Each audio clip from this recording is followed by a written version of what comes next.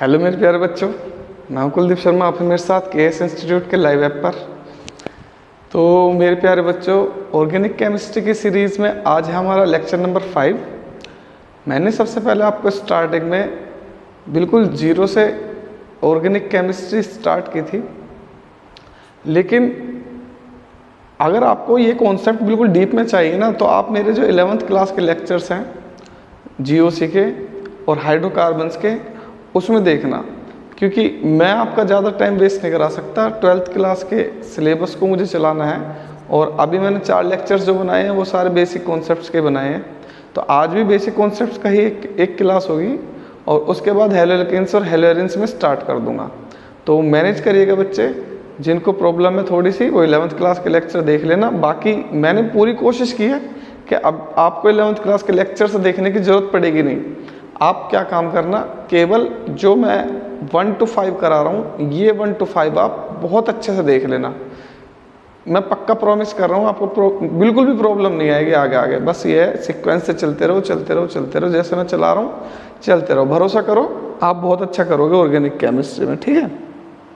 इसका मैं इतने कॉन्फिडेंस से इसलिए बोल रहा हूँ क्योंकि अभी जो इस साल रिजल्ट आया ना 2023 में, कम से कम ज़्यादा नहीं 20 से ज़्यादा बच्चों के ऑर्गेनिक केमिस्ट्री में पूरे 35 आउट ऑफ 35 थे, ठीक है। तो आप भी बहुत अच्छा करोगे, जैसे मैं करा रहा हूँ करते चले जाओ करते चले जाओ। तो चलिए बेटा शुरू करते हैं।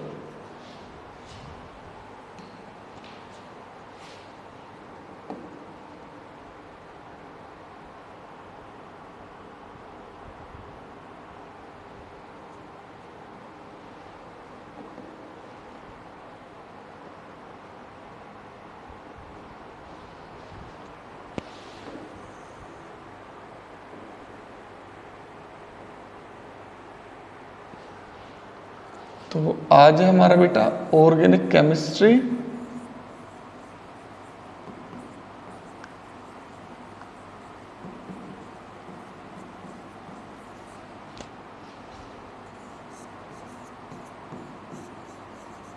लेक्चर 5। तो इसके बाद शायद हेलोएल्केन्स और हेलोएरिन्स ही शुरू करेंगे। हो सकता है आज मेरी स्पीड ज़्यादा हो, तो आज आपको ज़रूरत नहीं पड़ेगी स्पीड बढ़ा के पढ़ने की। आप हमेशा ही बोलते हो कि सर आप बहुत ही ज़्यादा सीरियस होकर पढ़ाते हो, बहुत ही कम स्पीड में पढ़ाते हो। बेटा वो इसलिए पढ़ाता हूँ जिससे कि आपको अच्छे से समझ में आ जाए, वरना मैं तो यहाँ पर चला दूँगा रेल, फिर आप बोलोगे ऐसा लग रहा है कि आप खुद ही खुद पढ़ रहे हो, हमें तो पढ़ा नहीं रहे हो, ठीक है। बिल्कुल रेल चला दूँगा 1 शॉट, जैसा कंप्यूटर पढ़ा रहा हो। बोलता चला जाऊँगा एक सांस में बोलते चला जाऊँगा, आप कहोगे ये क्या हो रहा है, ठीक है। तो चलो स्टार्ट करते हैं। तो लास्ट क्लास में मैंने आपको पढ़ाया था इलेक्ट्रोनेगेटिविटी, ठीक है। तो इलेक्ट्रोनेगेटिविटी क्या है? Tendency of an atom in a molecule to attract the shared pair of electron towards itself. Fluorine सबसे ज़्यादा इलेक्ट्रोनेगेटिव, उसके बाद ऑक्सीजन है, उसके बाद नाइट्रोजन है। तो इलेक्ट्रोनेगेटिविटी ज़्यादा होने की वजह से एक नया कॉन्सेप्ट आ जाता है, उसका नाम है हाइड्रोजन बॉन्डिंग। और ये 12th क्लास में बहुत ही ज़्यादा इम्पोर्टेंट कॉन्सेप्ट रहेगा, ठीक है। मैं हर चैप्टर में हाइड्रोजन बॉन्डिंग पढ़ाऊंगा आपको, हर चैप्टर में। तो हाइड्रोजन बॉन्डिंग होता क्या है? जब हाइड्रोजन के साथ एक हाई इलेक्ट्रोनेगेटिव एटम बॉन्ड बना ले, जैसे हाइड्रोजन के साथ फ्लोरीन बना ले, या हाइड्रोजन के साथ ऑक्सीजन बना ले, या हाइड्रोजन के साथ नाइट्रोजन बना ले। केवल ये 3 एटम ही, कौन कौन से? Fluorine, oxygen, nitrogen. ये तीनों ही एटम्स हाइड्रोजन के साथ बनाएंगे हाइड्रोजन बॉन्डिंग। Hydrogen bonding. अब हाइड्रोजन बॉन्डिंग है क्या? तो मेरे प्यारे बच्चों, जब हाइड्रोजन के साथ फ्लोरीन ने बॉन्ड बनाया तो हाइड्रोजन की इलेक्ट्रोनेगेटिविटी 2.1, फ्लोरीन की इलेक्ट्रोनेगेटिविटी होती है 4। तो इन दोनों का डिफरेंस आ गया तुम्हारा 1.9। तो मतलब ये कैसा बॉन्ड हो जाएगा? पोलर। तो इसके ऊपर आ जाएगा स्लाइटली नेगेटिव, इस पर स्लाइटली पॉजिटिव। तो ये जो बॉन्ड इस टाइम बन गया ना इन दोनों के बिटवीन, इस बॉन्ड को बोलते हैं हम पोलर बॉन्ड।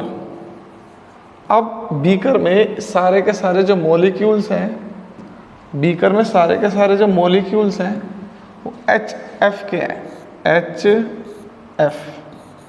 इस पे पार्शियल नेगेटिव, इसका पार्शियल पॉजिटिव, HF। इस पे पार्शियल नेगेटिव, इस पे पार्शियल पॉजिटिव।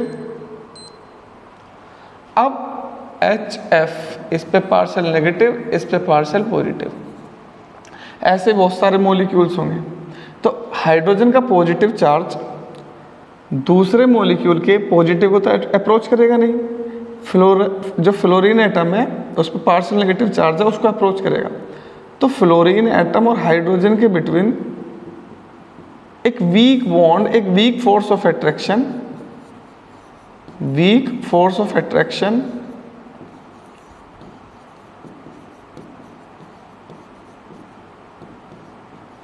प्रोड्यूस हो जाएगा और इसी को बोलते हैं हम H बॉन्डिंग या हाइड्रोजन बॉन्डिंग। ऐसे ही ये वाला फ्लोरीन इसके साथ बना देगा, ठीक है। ऐसे ही पीछे वाला कोई फ्लोरीन हाइड्रोजन के साथ बनाएगा, ऐसे ये वाला फ्लोरीन आगे वाले हाइड्रोजन के साथ बनाएगा। तो when A high electronegative atom like fluorine, oxygen and nitrogen form covalent bond with hydrogen atom, then high electronegative atoms acquires partial negative charge and hydrogen atom acquires partial positive charge. High electronegative atom approaches the hydrogen atom of the another molecule, so the bonds so formed, weak bonds so established between the atoms is called hydrogen bond. अब ये जो hydrogen bond बना है ये भी दो तरीके का होता है, वैसे आपको पता भी होगा। अब जैसा वाटर है, वाटर क्या होता है H2O, तो H2O में ऑक्सीजन ज़्यादा इलेक्ट्रोनेगेटिव है तो पार्शियल नेगेटिव चार्ज होगा। इस पे क्या होगा पार्शियल पॉजिटिव, पार्शियल पॉजिटिव, तो इस पर पार्शियल 2 डेल लिख देता हूँ। H partial negative, partial positive, ऐसे पीछे से चलता आ रहा होगा, ऐसे आगे चलता रहेगा। तो इसका ऑक्सीजन एटम दूसरे वाले हाइड्रोजन के साथ जो बॉन्ड बनाएगा तो ये हो जाएगा हाइड्रोजन बॉन्ड। तो वाटर में कौन सा बॉन्ड होता है, तो वाटर में होता है हाइड्रोजन बॉन्ड, वाटर मॉलिक्यूल्स के बिटवीन होता है हाइड्रोजन बॉन्ड। ऐसे NH3,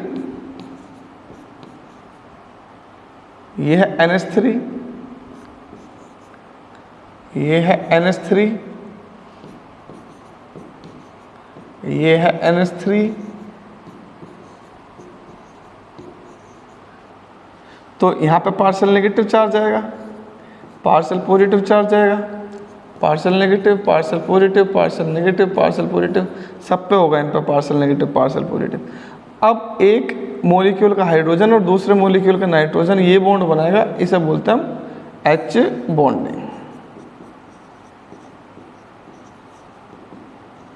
हाइड्रोजन बॉन्डिंग। अब मैं हाइड्रोजन बॉन्डिंग पढ़ा के रहा हूँ, तो मेरे प्यारे बच्चे हाइड्रोजन बॉन्डिंग इसलिए पढ़ा रहा हूँ मैं क्योंकि ऑर्गेनिक मॉलिक्यूल्स में हाइड्रोजन बॉन्डिंग आएगी, ठीक है। हाइड्रोजन बॉन्डिंग आएगी ही आएगी ऑर्गेनिक मॉलिक्यूल्स में, जैसे कि अल्कोहल, अल्कोहल में हाइड्रोजन बॉन्डिंग आएगी, ठीक है।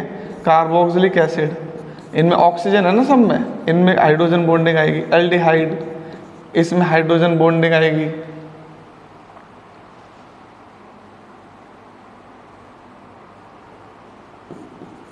कीटोन्स, तो आपको दिख रहा होगा इसमें सभी में ऑक्सीजन आ रहा है, ठीक है। तो इनमें क्या होती है हाइड्रोजन बॉन्डिंग। तो हाइड्रोजन बॉन्डिंग एक इनमें स्पेसिफिक प्रॉपर्टी है, स्पेसिफिक बॉन्ड है ऑर्गेनिक मॉलिक्यूल्स में, जिसकी वजह से ये मेल्टिंग पॉइंट में ग्रेजुअली डिक्रीज इंक्रीज शो करते हैं, ठीक है। तो बहुत ही ज़्यादा इंपॉर्टेंट प्रॉपर्टी हाइड्रोजन बॉन्डिंग हो गया हमारा, ज़्यादा इसमें डिटेल में नहीं पढ़ाऊंगा, बस आप फिलहाल के लिए इतना देखो। हाँ, एक चीज़ और बता देता हूँ, हाइड्रोजन बॉन्डिंग भी दो टाइप की है। एक तो होती है इंटरमोलिक्यूलर हाइड्रोजन बॉन्डिंग,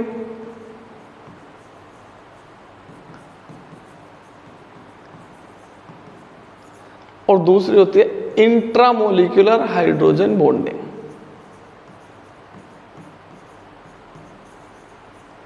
तो अगर हाइड्रोजन बॉन्डिंग हो between the molecules between the different molecules, इसे बोलेंगे हम इंटरमोलिकुलर हाइड्रोजन बॉन्डिंग। अगर हो hydrogen bonding with in the same molecule, इसे बोलेंगे हम इंटरमोलिकुलर हाइड्रोजन बॉन्डिंग। अब जैसे मैंने HF का एग्जांपल लिया था, HF HF HF, अब यहाँ हाइड्रोजन बॉन्डिंग है डिफरेंट डिफरेंट मोलिक्यूल्स के बिटवीन। तो जब डिफरेंट डिफरेंट मोलिक्यूल्स, तो ये एक HF है, ये दूसरा HF है, ये तीसरा HF है, तो इसे बोलेंगे हम इंटरमोलिकुलर हाइड्रोजन बॉन्डिंग। अब जैसे इसको देखो,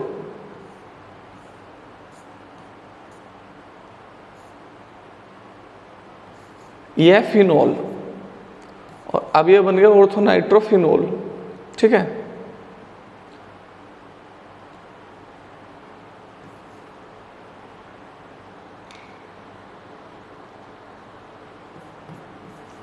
अब इसका जो हाइड्रोजन है ये पार्शियल पॉजिटिव है।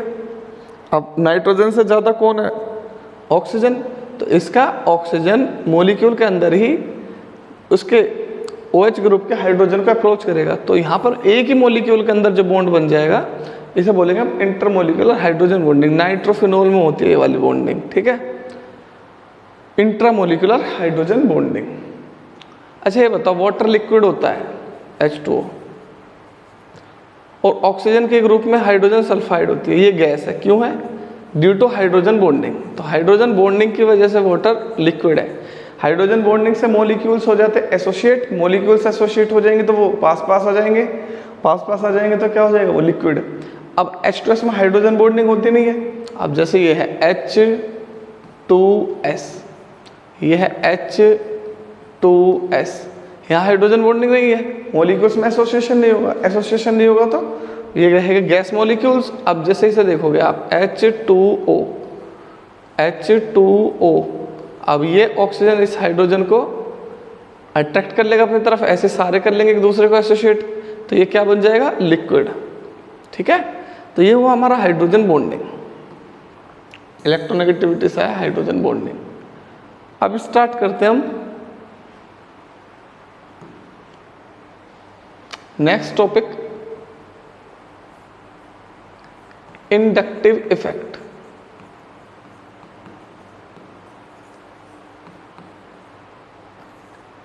इंडक्टिव इफेक्ट, तो इंडक्टिव इफेक्ट क्या है? तो बेटा मेरे पास जैसे कार्बन चेन है कार्बन चेन। अब इस कार्बन चेन में अगर एक हाई इलेक्ट्रोनेगेटिव एटम हो, जैसे मान लो हेलोजन है, सपोज करो क्लोरीन है, तो जब कार्बन चेन के साथ कोई हाई इलेक्ट्रोनेगेटिव एटम हो, तो तुम्हें पता ही है कार्बन चेन में कार्बन है और ये हाई इलेक्ट्रोनेगेटिव क्लोरीन है, ये अट्रैक्ट करेगा अपनी तरफ शेड पेयर ऑफ इलेक्ट्रॉन के, इस पे पार्शियल नेगेटिव आ जाएगा, इस पे पार्शियल पॉजिटिव आ जाएगा। अब ये जो इफेक्ट है ये दूसरे कार्बन पे भी आएगा, ऐसे तीसरे कार्बन पे भी आएगा, ऐसे नेक्स्ट कार्बन पे भी आएगा, धीरे धीरे ये लास्ट कार्बन तक आता रहेगा, लेकिन इफेक्ट इसका कम होता रहेगा। तो सबसे ज़्यादा जो इफेक्ट होगा इसका वो इस वाले कार्बन पे आएगा जिसके साथ high electronegative atom directly attach है।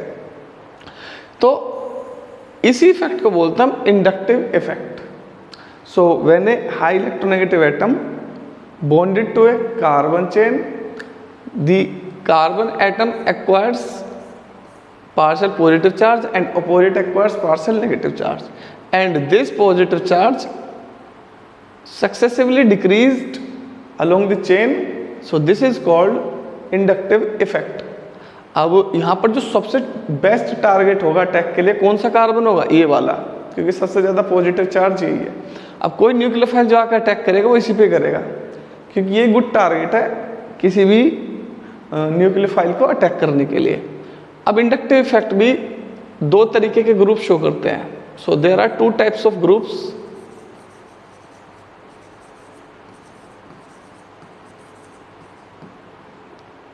तो एक होता है जो प्लस आई इफेक्ट शो करते हैं और एक होता है जो माइनस आई इफेक्ट शो करते हैं।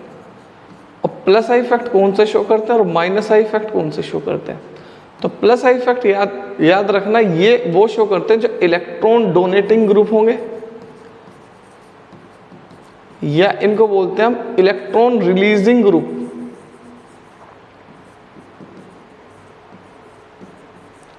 और ये होता है इलेक्ट्रॉन विड्रॉइंग ग्रुप।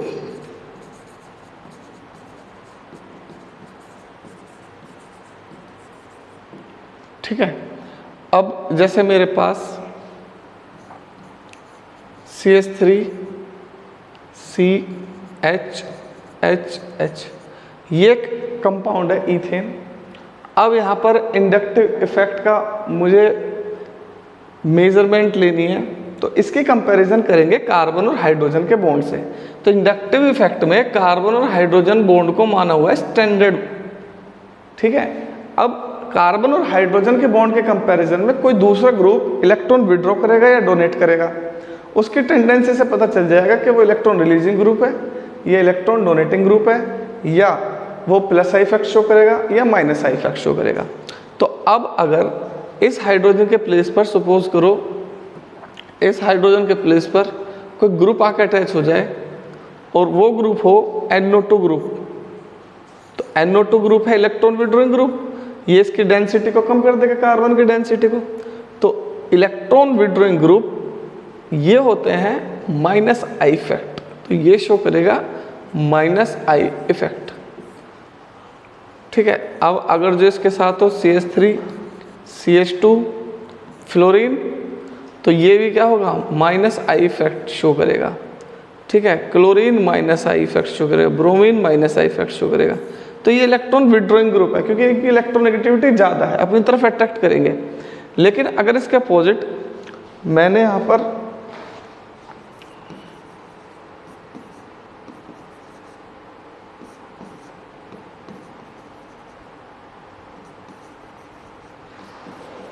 ये टर्शरी ब्यूटाइल ग्रुप जोड़ दिया इसके साथ, तो ये इस कार्बन चेन को इलेक्ट्रॉन प्रोवाइड करेंगे क्योंकि यहाँ पर 3 ग्रुप है मिथाइल ग्रुप। अब ये इस पर इलेक्ट्रॉन डेंसिटी ज़्यादा है, ये इसको इलेक्ट्रॉन प्रोवाइड करेंगे। तो अब जो इस पर डेंसिटी है इलेक्ट्रॉन्स की वो इंक्रीज हो जाएगी, तो अब ये शो करेगा प्लस आई इफेक्ट। तो इलेक्ट्रॉन रिलीजिंग ग्रुप होते हैं प्लस आई इफेक्ट और इलेक्ट्रॉन विड्रॉइंग ग्रुप होते हैं minus I effect. I hope आप समझ गए होंगे। तो बस आप फिलहाल के लिए ये बात याद रखो, इलेक्ट्रॉन डोनेटिंग ग्रुप, ये इलेक्ट्रॉन विड्रॉइंग ग्रुप।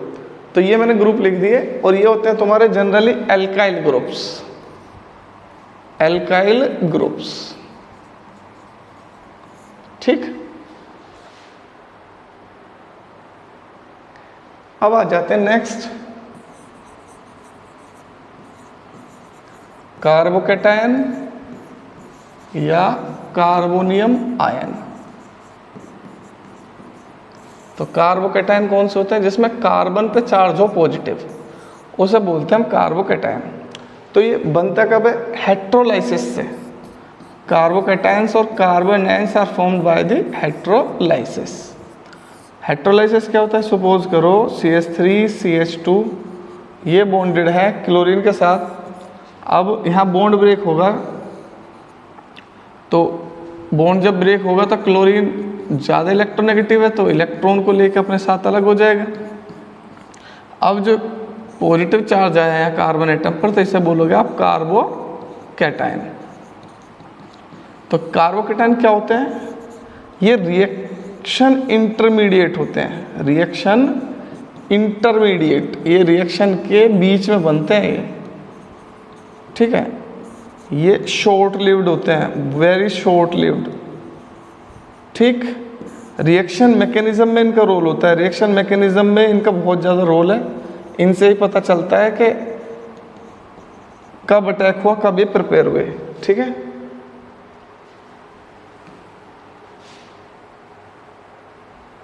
तो कार्बोकैटायन में कार्बन पे पॉजिटिव चार्ज होता है और ये रिएक्शन इंटरमीडिएट है, और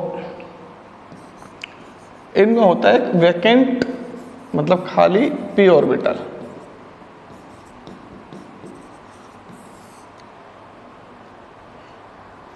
भाई खुद ही बताओ, खुद ही सोचो। अब जब ये क्लोरीन के साथ बॉन्ड बनाए हुए है तो इसके सारे के सारे इलेक्ट्रॉन फील्ड है। अब जब क्लोरीन ने इसका भी इलेक्ट्रॉन निकाल दिया तो एक p ऑर्बिटल वैकेंट हो गया कि नहीं हो गया, एक वैकेंट p ऑर्बिटल होता है, ठीक है।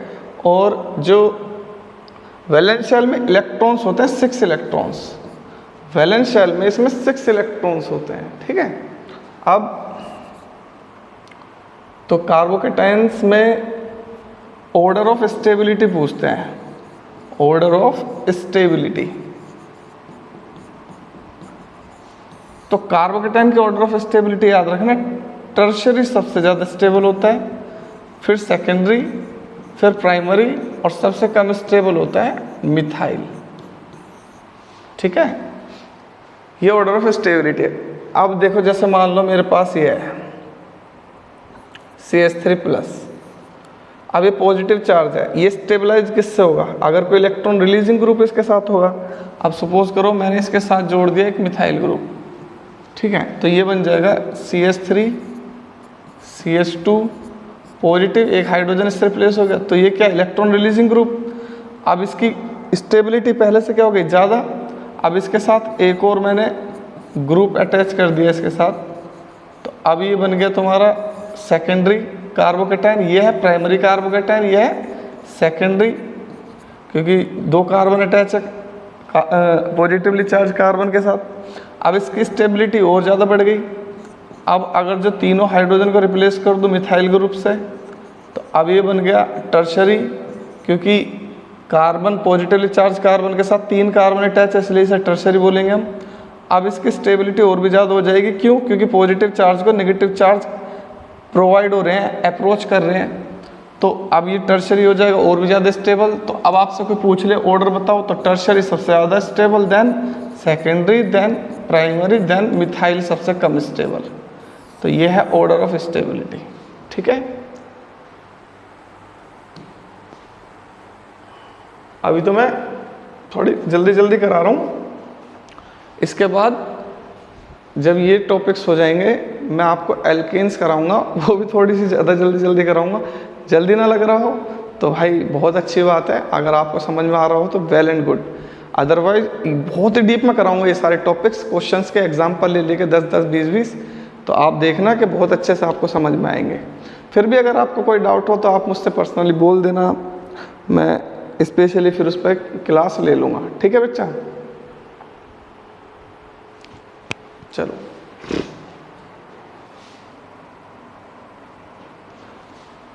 अब कार्बोकेटाइन हो गया, अब आ जाइए कार्बन आयन। तो कार्बन आयन इसका अपोजिट होता है, ये भी हेट्रोलाइसिस से बनता है, ये भी हेट्रोलाइसिस से ही बनता है। अब क्या होता है कि जब कार्बन के साथ कोई एटम ऐसा हो जिसकी इलेक्ट्रोनेगेटिविटी कम हो, जैसे मान लो कार्बन के साथ कॉपर है, कोवेलेंटली बॉन्डेड, अब यहाँ पर हेट्रोलाइसिस होगा तो carbon shared pair of electron अपने पास रख लेगा, इस पर आ जाएगा नेगेटिव चार्ज, इस पर कितना आ जाएगा पॉजिटिव चार्ज।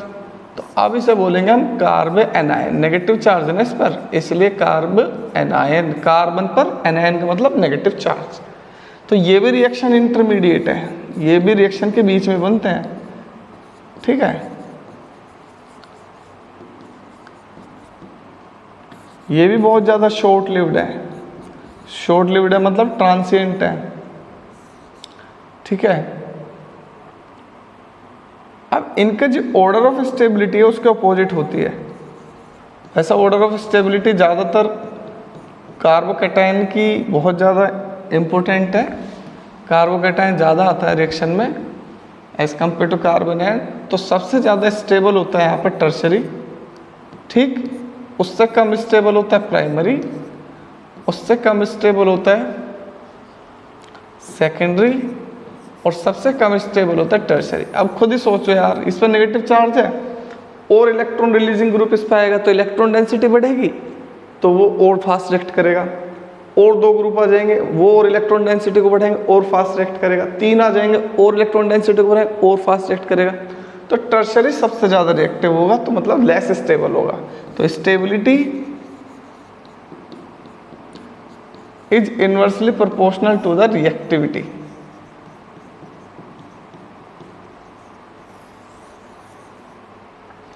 अब इसके बाद आ जाते हैं हम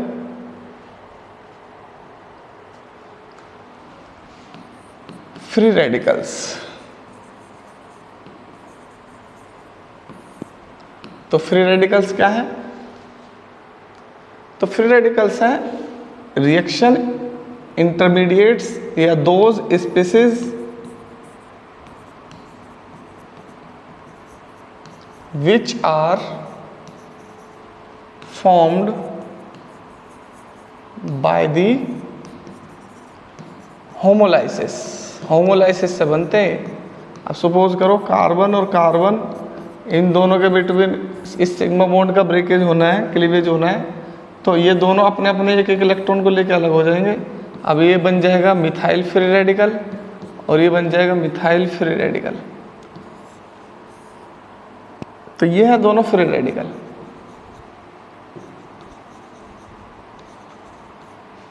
तो ये भी बहुत ज़्यादा शॉर्ट लिव्ड है, ये भी रिएक्शन इंटरमीडिएट है। अब इनमें order of stability carbon ion की जैसी होगी, क्योंकि इस पर क्या है, नेगेटिवली चार्ज है। अब जब नेगेटिव चार्ज है तो बिल्कुल आप जब इस पर इलेक्ट्रॉन रिलीजिंग ग्रुप को इंक्रीज करोगे तो रिएक्टिविटी क्या होगी, बढ़ जाएगी, स्टेबिलिटी कम हो जाएगी। तो यहाँ पर सबसे ज़्यादा जो स्टेबल होता है वो होता है मिथाइल, उससे कम स्टेबल प्राइमरी, उससे कम स्टेबल सेकेंडरी, उससे कम स्टेबल टर्शरी। ठीक है। Next topic resonance. तो रेजोनेंस को बोलोगे आप delocalisation, delocalisation of pi electrons.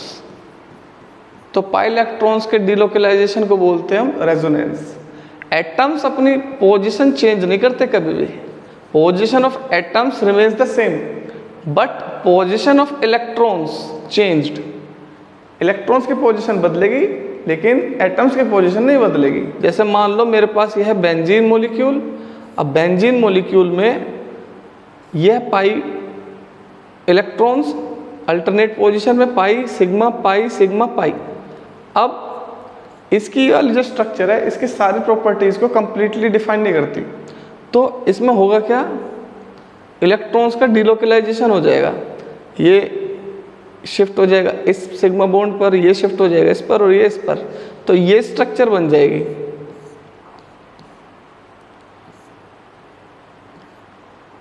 तो ये इसकी रेजोनेटिंग स्ट्रक्चर है, इन्हें कैनोनिकल स्ट्रक्चर भी बोलते हैं। लेकिन ये दोनों ही इसको कंप्लीटली एक्सप्लेन नहीं करेंगे, तो इन दोनों को मिक्स करके बनाएंगे हम हाइब्रिड स्ट्रक्चर। हाइब्रिड स्ट्रक्चर इसे ऐसे बना देते हैं, ये हाइब्रिड स्ट्रक्चर है। हाइब्रिड स्ट्रक्चर उसे बोलते हैं जो मिक्स्ड स्ट्रक्चर हो, दोनों का मिक्सचर हो। तो ये है हमारी रेजोनेंस स्ट्रक्चर, रेजोनेटिंग स्ट्रक्चर। क्या होता है resonance, delocalisation of pi electrons.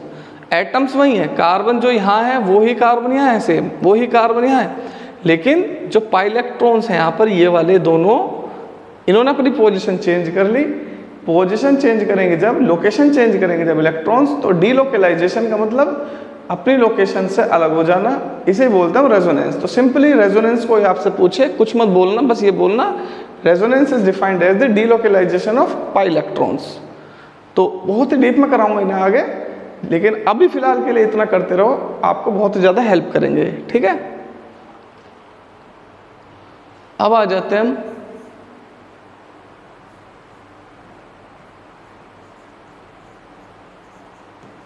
Electromeric effect. ये मान के चलो बस, इसके बाद मैं स्टार्ट कर दूंगा आपको types of organic reactions.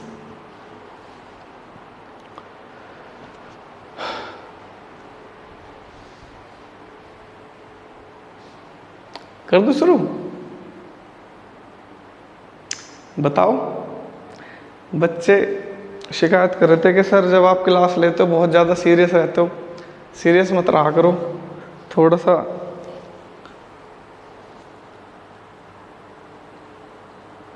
Fun करते रहा करो। ठीक है, अब फन करा रहा हूँ, देख लो। ये जो मैं लिखा है ना यहाँ पर इलेक्ट्रोमेरिक इफेक्ट, ये सीख जाओगे, यही तो फन है तुम्हारे लिए। जो चीज़ आप सीख जाओगे वही फन है। ठीक है। अभी ना थोड़ा सा मतलब बर्डन ज़्यादा है कि जल्दी से ऑर्गेनिक केमिस्ट्री स्टार्ट करूं। जैसे ही मैं ऑर्गेनिक केमिस्ट्री स्टार्ट कर दूंगा ना, तो सच में डांस भी करके दिखाऊंगा तो मैं, चिंता मत करो तुम। तो इलेक्ट्रोमैग्नेटिक इफेक्ट क्या है? सो इलेक्ट्रोमैग्नेटिक इफेक्ट है पाई इलेक्ट्रॉन्स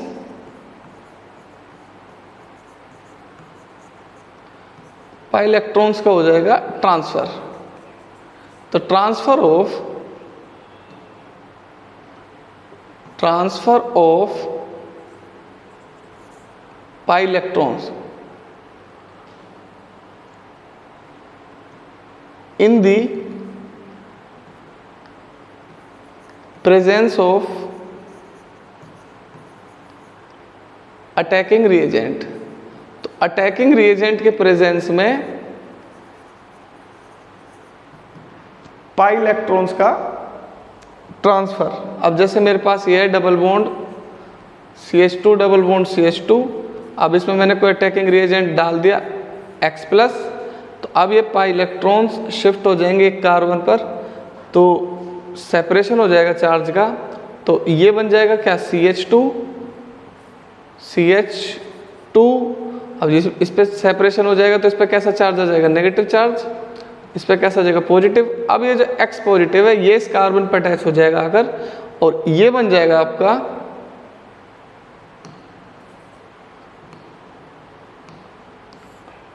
X। और इस इफेक्ट को बोलते हैं plus E effect, plus electromagnetic effect.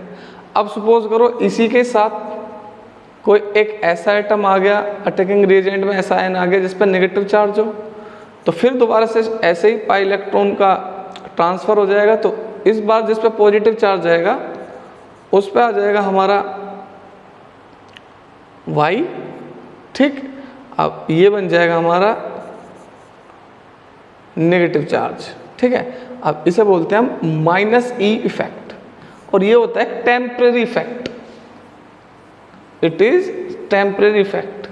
ये केवल जब होता है जब अटैकिंग रिएजेंट की प्रेजेंस हो। विदाउट अटैकिंग रिएजेंट ये इफेक्ट शो नहीं करेगा, क्योंकि यहाँ पर जो स्टेबल पाई इलेक्ट्रॉन्स है वो ट्रांसफर नहीं होंगे। अब जैसे ही इसमें अटैकिंग रिएजेंट आएगा, चार्ज इस पे से जाएगी, उनका डिस्पर्जन हो जाएगा या सेपरेशन स्टार्ट हो जाएगा चार्ज का। चार्ज का सेपरेशन होने से ये अराइज हो जाएगा इलेक्ट्रोमैग्नेटिक इफेक्ट। अब जैसे ही वो इसके साथ अटैच हो जाएगा फिर न्यूट्रलाइजेशन हो जाएगा। तो ये हमारे कुछ इंपॉर्टेंट टर्म्स थे जो कि मैंने आपको ऑर्गेनिक केमिस्ट्री में बेसिक टर्म्स कराए थे। ये करने बहुत ज़्यादा ज़रूरी थे, इसलिए मैंने इनको कराया, अदरवाइज मैंने कराता भी नहीं। अब बताता हूँ मैं आपको isomerism.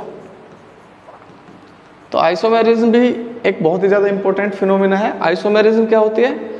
Isomerism is the phenomena occurs in the organic molecules and the compounds having same molecular formula but different structures। अब different structures होंगी तो कंपाउंड के जो फंक्शनल ग्रुप हैं वो भी डिफरेंट होंगे। फंक्शनल ग्रुप डिफरेंट होंगे तो उनकी केमिकल एंड फिजिकल प्रॉपर्टीज भी डिफरेंट होंगी। केमिकल और फिजिकल प्रॉपर्टी डिफरेंट होंगी तो भाई सब कुछ चेंज हो जाएगा। तो इन्हें बोलते हैं हम आइसोमेरिज्म। इस फिनोमिना को आइसोमेरिज्म बोलते हैं। और ये जो कंपाउंड्स हैं इन कंपाउंड्स को बोलते हैं हम isomers.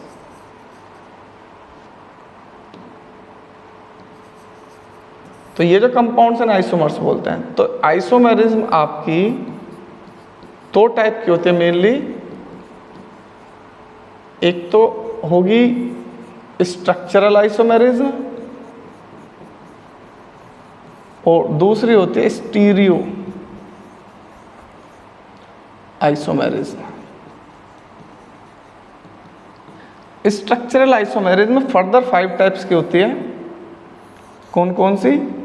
Chain isomerism, position isomerism, functional group isomerism, metamerism, tautomerism. Stereo 2 type की होती है, जियोमेट्रिकल आइसोमेरिज्म, ऑप्टिकल आइसोमेरिज्म। अब ये जो आइसोमेरिज्म है इनको मैं 1 बाय 1 जैसे मैं कंपाउंड पढ़ाऊंगा आपको, जैसे मान लो मैं आपको पढ़ाऊंगा हेलोल्केन्स या एल्केन्स से स्टार्ट करूंगा मैं, तो एल्केन्स में कौन सी आइसोमेरिज्म होती है वो बताऊंगा आपको। ठीक है। एल्कीन्स में कौन सी होती है वो बताऊंगा, एल्काइंस में कौन सी होती है बताऊँ। तो ये आइसोमेरिज्म जैसे जैसे चैप्टर कराऊंगा उनमें कराता चला जाऊंगा, ठीक है। हेलो एल्केन्स में ऑप्टिकल होती है वो बताऊंगा, ठीक है। तो सारी कराता चला जाऊंगा एक बार, लेकिन शॉर्ट में बताता हूँ। तो चेन आइसोमेरिज्म क्या होती है, तो चेन आइसोमेरिज्म होती है जिसमें मॉलिक्यूलर फॉर्मूला सेम हो बट चेन डिफरेंट हो, जैसे कि ब्यूटेन, इसमें चेन आइसोमेरिज्म होती है।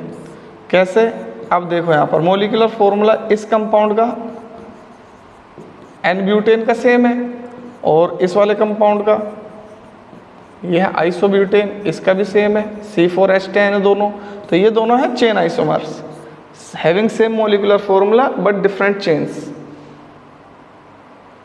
दूसरी कौन सी थी, position isomers, compounds having same molecular formula but different position of functional groups. अब इसको देखो, C4H10O, CH3, CH2, CH2, CH2OH, यह है ब्यूटेन 1 ओल, यहाँ पे फर्स्ट कार्बन पे है OH ग्रुप, तो यह है पोजिशनल आइसोमेरिज्म। इसको देखो ध्यान से, यह है ब्यूटेन 2 ओल, यहाँ पर जो OH ग्रुप है यह सेकंड कार्बन पे है, तो ये दोनों है पोजिशनल आइसोमर्स। उसके बाद आ जाओ, चेन हो गया, पोजिशन हो गया, फंक्शनल ग्रुप आइसोमर्स। तो फंक्शनल ग्रुप आइसोमर्स में molecular formula same, functional group different. अब जैसे एक कंपाउंड देखो, इसका फॉर्मूला ये होगा C4H10O, CH3, CH2, CH2, CH2OH, ये है तुम्हारा ब्यूटेन 1 ओल। कौन सा फंक्शनल ग्रुप है इसमें, एल्कोहल। अब ये देखना CH3, CH2O, CH2, CH3, इसमें कौन सा फंक्शनल ग्रुप है, ईथर। अब देखो फंक्शनल ग्रुप अलग अलग है, मॉलिक्यूलर फॉर्मूला दोनों का सेम है, ये फंक्शनल ग्रुप, ठीक है। उसके बाद आ जाते हैं नंबर 4, मेटा। मेटामेरिज्म में क्या होता है, मॉलिक्यूलर फॉर्मूला सेम बट जो फंक्शनल ग्रुप है वो एल्काइल ग्रुप के दोनों साइड डिफरेंट डिफरेंट पोजीशन पे है। अब देखो यहाँ पर इथाइल ग्रुप है, इथाइल ग्रुप है, बीच में ईथर है, फॉर्मूला ऊपर वाला ये, इसमें भी फंक्शनल ग्रुप सेम है, ईथर ही है, लेकिन यहाँ एल्काइल ग्रुप प्रोपाइल है और यहाँ एल्काइल ग्रुप मिथाइल है, ये मेटामेरिज्म है, ठीक है। तो टोटो एक स्पेशल टाइप ऑफ आइसोमेरिज्म है, ठीक है। ये एल्डिहाइड्स और कीटोन्स में जनरली होता है। जैसे मान लो ये है मेरा इथेनल, तो एल्कलाई के प्रेजेंस में या किसी सूटेबल रिएजेंट के प्रेजेंस में हाइड्रोजन ऊपर शिफ्ट हो जाएगा और इसकी जगह पे आ जाएगा पाई बॉन्ड, तो इसे बोलते हैं हम टोटोमेरिज्म। और ये वाली एक फॉर्म होती है इसकी कीटो फॉर्म जिसमें CO ग्रुप है, और दूसरी फॉर्म होती है इसकी इनोलिक फॉर्म जिसमें ईन मतलब डबल बॉन्ड भी है और एल्कोहल मतलब OH ग्रुप भी है। तो ईन मतलब डबल बॉन्ड, एल्कोहलिक से इनोलिक बन गया, तो ये होती है टोटोमेरिज्म। बहुत डीप में बताऊंगा इसको, आप उसमें देख लेना जो मैं आपको GOC कराऊंगा, ठीक है, 11th क्लास की। अभी तो केवल एक टाइप से मैं रिवीजन करा रहा हूँ, स्टीरियो। तो स्टीरियो आइसोमेरिज्म दो टाइप के, ज्योमेट्रिकल और दूसरी ऑप्टिकल। तो ज्योमेट्रिकल दो टाइप की होती है, एक होती है सिस और दूसरी होती है ट्रांस। तो अगर डबल बॉन्ड के दोनों साइड जो ग्रुप्स हैं वो सेम साइड हो, जैसे Cl Cl, Br Br, तो ये वाली जो आइसोमेरिज्म है इसे बोलते हैं हम सिस ज्योमेट्रिकल आइसोमेरिज्म। अब डबल बॉन्ड के सेम साइड ना हो, सेम फंक्शनल ग्रुप, यहाँ क्लोरीन है यहाँ ब्रोमीन है, यहाँ क्लोरीन है और यहाँ ब्रोमीन है। अब क्लोरीन क्लोरीन ऑपोजिट साइड है, इन्हें बोलते हैं हम ट्रांस। यह है geometrical isomerism. Optical isomerism, optical isomerism में क्या होता है, ऑप्टिकल आइसोमेरिज्म में कुछ मॉलिक्यूल्स लाइट के साथ डिफरेंट बिहेवियर शो करते हैं। डिफरेंट बिहेवियर कैसे शो करते हैं कि वे जो प्लेन पोलराइज्ड लाइट है, अब जब इस लाइट को पास करूंगा मैं किसी ऑप्टिकली एक्टिव कंपाउंड से, तो ये इस प्लेन पोलराइज्ड लाइट को रोटेट कर देंगे। तो ऐसे कंपाउंड को बोलते हैं हम ऑप्टिकली एक्टिव कंपाउंड। अब ये वो होते हैं जिनमें कायरल कार्बन हो या जो कायरल मॉलिक्यूल्स हो। तो ये यहाँ तक जो मैंने बताया आपको, इसको केवल एक बार देख लेना, वो सफिशिएंट है, जो मैं स्टार्ट करने जा रहा हूँ उसके लिए सफिशिएंट है। तो मेरे प्यारे बच्चों आज इतना ही करते हैं, क्योंकि वीडियो बहुत ज़्यादा बड़ी हो जाएगी अगर मैंने इसको ज़्यादा खींच दिया तो, क्योंकि अभी एक वीडियो और बनेगी। मैं तो सोच रहा था उसे ख़त्म कर दूंगा मैं, लेकिन ख़त्म नहीं कर पाया। अब मैं नेक्स्ट वीडियो स्टार्ट करूंगा हेलोल्केन्स और हेलोरिन्स की, उसी में ही पहले एल्केन्स, एल्कीन और एल्काइंस को थोड़ा सा जल्दी ले लूँगा। तो मेरे प्यारे बच्चों अगर आपको वीडियो पसंद आई हो तो चैनल को सब्सक्राइब करें और वीडियो को लाइक करके शेयर ज़रूर करें यार। थैंक यू सो मच मेरे प्यारे बच्चों, गॉड ब्लेस यू। अब भी यार 40 मिनट से ज़्यादा की हो गई है।